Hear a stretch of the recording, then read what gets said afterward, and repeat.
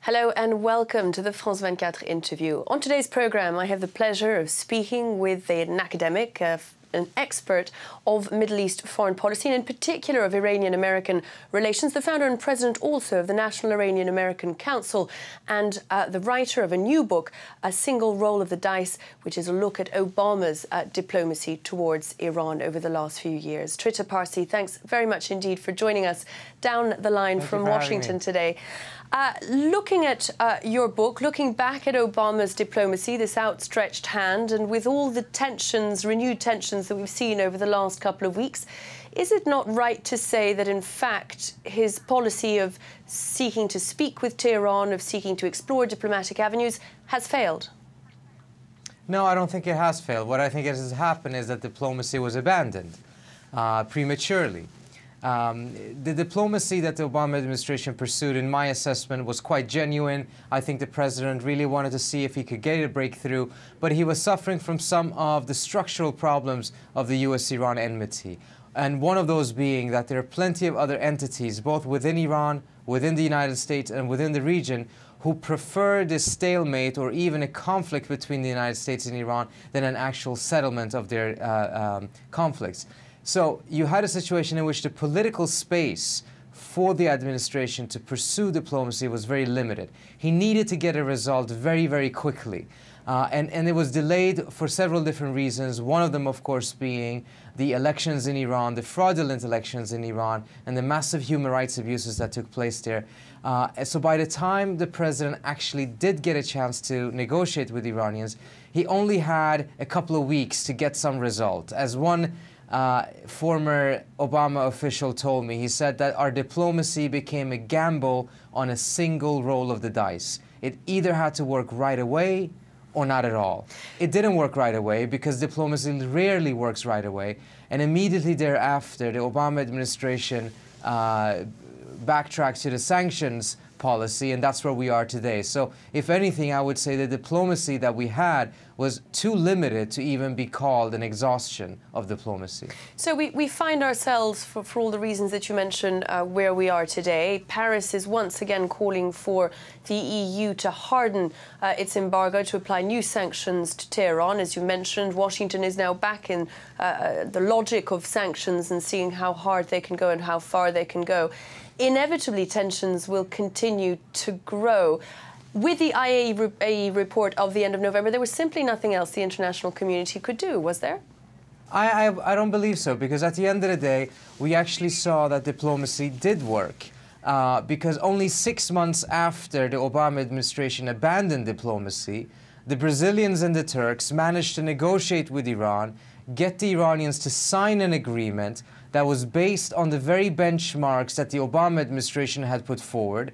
The Brazilians and the Turks followed a letter that the President of the United States had sent the leaders of these two countries only 3 weeks earlier. They managed to get the agreement, but by the time they got the agreement, the Obama administration had essentially committed itself so deeply to the sanctions track. So between additional sanctions at the UN Security Council and a delivered diplomatic breakthrough, the Obama administration felt forced to opt for the sanctions track. I think what this does show is that diplomacy actually can work. In fact, in this case, it did work. But we were not ready on the Western end to say yes to our own question. And as a result, we are where we are right now. The narrative that says that diplomacy failed and because the Iranians didn't respond is not a correct narrative at the end of the day, because the Iranians didn't respond at first, but 6 months later they did agree, and at that time we didn't want the deal any longer because we were too committed to sanctions. Now, Tehran certainly has responded to the renewed threat of further sanctions, of hardened sanctions, of sanctions against its exports of oil, with this threat that we heard last week to close the Strait of Hormuz. Tehran seems to be rattled. Is that your reading of it? Yes, I think we are deep into a conflict dynamic, and in that conflict dynamic, unfortunately, both sides are escalating. We're escalating with sanctions. The Iranians are making threats about the Strait of Hormuz, and we're nowhere near a resolution. In fact, some of the questions that you asked, I think we should turn them around and ask the same questions about the sanctions policy. We had diplomacy for no longer than about 11 months in total. It didn't yield a result within that time frame. We've had sanctions for more than 30 years. We've had these latest round of sanctions for more than 2.5 years. It hasn't yielded anything but an increased risk of confrontation. Yet the common narrative is that sanctions are working and diplomacy failed, whereas in reality, sanctions are bringing us closer to the brink of war, which I think all sides agree would be a complete disaster.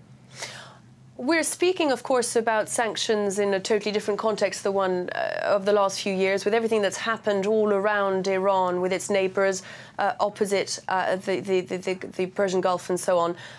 What effect has that had in Tehran? How is the situation being read? And how strong is the regime today vis-à-vis those who fought against it back in 2009? I think the Iranian government remains deeply unpopular amongst the population for good reasons. We have seen massive human rights abuses. We saw what happened after the fraudulent elections. While we don't see the protest in the same manner as we did in 2009, I don't think it should be mistaken for any popular agreement with the government. What essentially has happened is that people are being patient, waiting for another opportunity to arise. That opportunity may just be 3 months down the road, because Iran is going to have parliamentary elections in 3 months, and already the reformists are essentially saying that they're not going to participate in these elections, which in and of itself is a huge blow to the regime's legitimacy. So this is a government that is currently facing some very, very severe domestic challenges. Yet the very same pro-democracy forces that are pushing for a more democratic Iran, and who have been doing so for quite some time, they have one major problem beyond the problems that the regime itself creates for them, and that is that the tensions between Iran and the outside world tends to hinder and hamper their efforts to push Iran in a more democratic direction. So with tensions rising once again, things are looking not terribly good for the opposition's immediate future. I mean, this is, you mentioned the pressures on Obama to bring to an end his diplomatic efforts, but presumably the pressures on the Iranian government not to pursue diplomatic means are similarly strong. The pressure on the Iranian government is actually very, very strong, but the question is who's actually feeling the brunt of this pressure. The government itself is facing some targeted sanctions, but the vast majority of sanctions that the West has on Iran are broad-based, indiscriminate sanctions that primarily hit the regular population rather than hitting the government itself. In fact, the leaders of the opposition have complained exactly about this, saying that the backbone of the pro-democracy movement is the middle class, and it's the middle class that is the hardest hit by these sanctions. This is not a unique situation. In fact, this is not a situation that we can say that we couldn't predict. We have had several decades of experience with sanctions, not only on Iran, but on other countries as well. And we see the same pattern in almost all of the cases. It is the middle class that are the primary victims of a sanctions regime. The Chief of the General Staff in the United States, General Mike Mullen, has repeatedly said that one of the big problems between Tehran and Washington is that because they're simply not speaking, incomprehension sort of builds up and then a dangerous situation almost inevitably arises. Of course, you're in a perfect position to sort of bridge those gaps in certainly Washington's knowledge of Tehran. There are those who have accused you of doing the bidding of the Iranian government.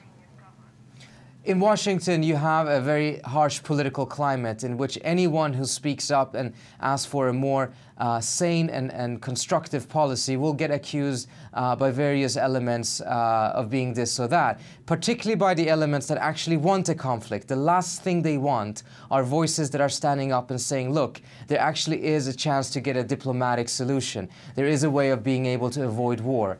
Proponents of war know that particularly after the Iraq War, the disaster of the Iraq War, they have to first eliminate all other policy options before they can get another war. And one way of doing that is, of course, is to discredit any voices that are arguing for those other policy options.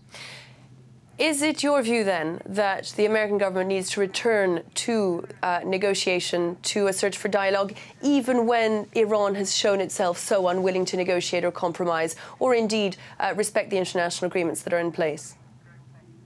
I think the Iranian government, as well as the West, need to take negotiations far more seriously. The negotiations that I fear we may see in a couple of weeks when the P5+1 and Iran will meet again is likely going to be just an exchange of ultimatums. The Iranians will put forward their ultimatum and the West will put forward their ultimatum. That's not real negotiations. Real negotiation is about reducing mistrust. It's about understanding and better comprehending the interest and the concerns of the other side in order to be able to find a solution that is acceptable to both sides. Such diplomacy takes time, it takes patience, it takes persistence, and increasingly we have a political landscape in Iran and a political landscape in the United States that is not well attuned for creating such persistence and such patience. Instead, on diplomacy, we have the expectation of instantaneous results, whereas on sanctions, we have no expectations for results at all, yet we pursue them without any reservations. Trita Parsi, thank you very much indeed for having been our guest on today's interview. That brings us to the end of the France 24 interview for today. We'll be back, though, very soon for another. I do hope you'll stay with us. Goodbye.